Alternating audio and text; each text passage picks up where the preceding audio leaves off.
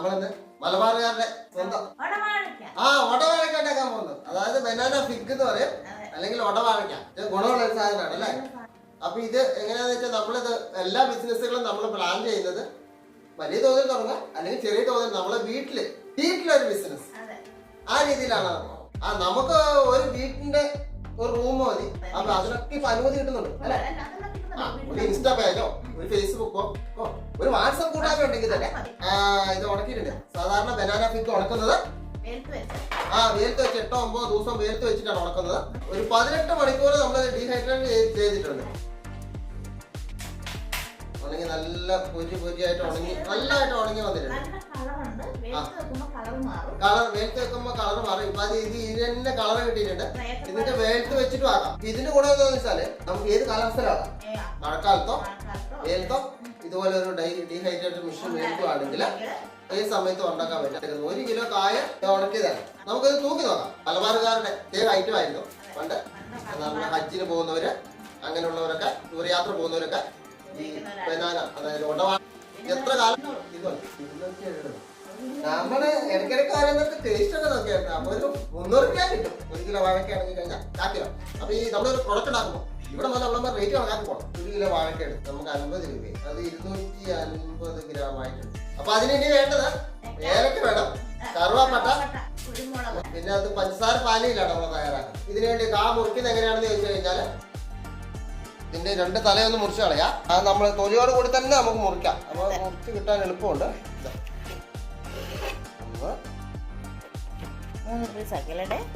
ഈ തൊലി ഇങ്ങനെ എടുത്ത് കളഞ്ഞിട്ട് നമ്മുടെ ഡീഹൈഡ്രേറ്റിലേക്ക് ഇതുപോലെ ഇങ്ങനെ അടുക്കി വെക്കുക. 18 മണിക്കൂർ 65 ഡിഗ്രി ചൂടിൽ നമ്മൾ ഡീഹൈഡ്രേറ്റ് ഓണാക്കി ഇടണം. ഇതാണ്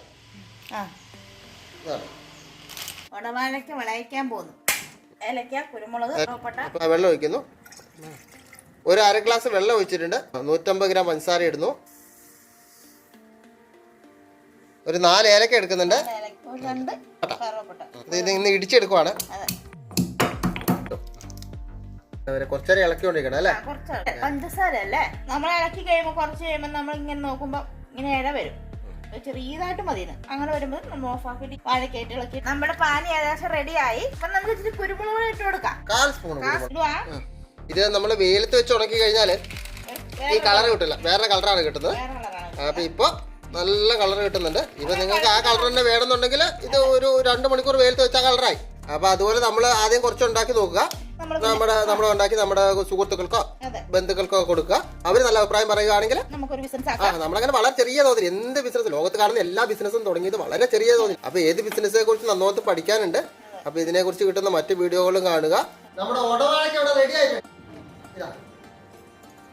നമുക്ക് തൂക്കി നോക്കാം അല്ലെ. നമ്മൾ നോക്കുവാണ് എത്ര ഉണ്ടെന്ന്. ഒരു 400 ഗ്രാം ഉണ്ടായിരുന്നു. അപ്പൊ ടേസ്റ്റ് നോക്കാനൊക്കെ അത്യാവശ്യം എടുത്ത് കഴിച്ചു. 1 കിലോ ആയ 150 ഗ്രാം പഞ്ചസാര, 2 ഗ്രാം ഏലക്ക, 5 ഗ്രാം കറുവാപ്പട്ട, 5 ഗ്രാം കുരുമുളക്, 100 ഗ്രാമിന് 4 പാക്കറ്റ് ആക്കാം.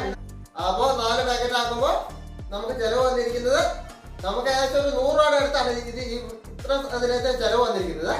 പാക്കിങ്, പ്രൊഡക്ഷൻ ഇതെല്ലാം കൂടെ നമുക്ക് 100 രൂപ ബാക്കി വെക്കാം. 4 കൂടാണ് നമുക്കൊരു 400 രൂപയ്ക്ക് ഇത് നമുക്ക് സെയിൽ ചെയ്യാൻ പറ്റും. 4 പാക്കറ്റ് സാധനം മാർക്കറ്റിൽ കിട്ടുന്നത് ഒരു പാക്കറ്റിന് 100 ഗ്രാമിന്റെ പാക്കറ്റിന് 100 രൂപയാണ്. അപ്പൊ 400 രൂപയ്ക്ക് നമുക്ക് സെയിൽ ചെയ്യാൻ പറ്റും. എങ്ങനെയാണ് ഇത് പാക്ക് ചെയ്യുന്നത്, ഒരു പ്രൊഡക്റ്റ് എങ്ങനെ പാക്ക് ചെയ്യണം എന്ന് നമുക്കൊന്ന് നോക്കാം. നമ്മൾ കവറിലേക്ക് ഇടുവാണ്. 150 ഗ്രാം ഉണ്ട്. അപ്പൊ നമുക്ക് ഇത് 3 പാക്കറ്റ് ഇട്ടിട്ടുണ്ട്. അപ്പൊ പ്രൊഡക്റ്റ് ഒട്ടിക്കുവാണ്. ഇത് നമ്മൾ സാധാരണ സീലിംഗ് മെഷീനാണ്. ഇതാ 3 പാക്കറ്റായി. നമുക്ക് ഇത് ഇതേപോലെ തന്നെ അപ്ലൈ ചെയ്യാം. ടിപ്പ് വേണം, ഡേറ്റ് പഞ്ച് ചെയ്യണം. ഇത് നമ്മുടെ റേറ്റ് പഞ്ച് ചെയ്തു. ഇതിങ്ങനെ പാക്ക് ചെയ്ത് കൊടുക്കാം. സ്റ്റാൻഡ് ആക്കണമെന്നുണ്ടെങ്കിൽ ഒരു കണ്ടെയ്നറിലേക്ക് വെക്കുക. ഇതിങ്ങനെ സീൽ ചെയ്യുക, ഡേറ്റ് അടിക്കുക, റേറ്റ് സീൽ ചെയ്യുക. ഏത് രീതിയിലൂടെ നമുക്ക് സപ്ലൈ ചെയ്യാം. കുറച്ച് മധുരം കൂടുതലെടുത്ത് എന്തിനാണെന്ന് വെച്ചാല് നമുക്ക് നമ്മുടെ ഭക്ഷണ സാധനങ്ങൾ കേടുവരാതിരിക്കാൻ വേണ്ടി ആദ്യം ഒന്ന് നമ്മൾ സൂക്ഷിച്ച് വെക്കാൻ വേണ്ടി നമ്മൾ പണ്ട് പോലെ ചെയ്യുന്നതാണ്. നമ്മൾ ഉണക്കി സൂക്ഷിക്കാം. ഉണക്കുമ്പോൾ ഇതിനകത്ത് ജലാംശം നഷ്ടപ്പെട്ട് കഴിഞ്ഞാൽ ഇതിനകത്ത് ബാക്ടീരിയകൾ ആക്രമിക്കാൻ സാധ്യതയില്ല. അതുകൊണ്ട് അതേപോലെ തന്നെ ചെയ്യാൻ പറ്റുന്നതാണ് മധുരം കൂടുതലിടുക.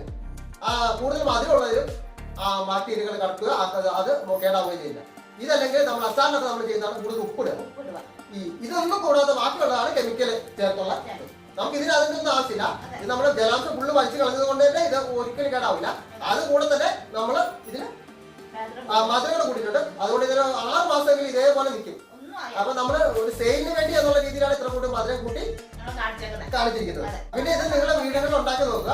എന്നിട്ട് പലതവണ ഉണ്ടാക്കുമ്പോൾ നമ്മൾ നിങ്ങൾക്ക് ഇതിന് ഏകദേശം റെസിപ്പി മനസ്സിലാവും. ഒന്ന് കഴിച്ചു നോക്കാം.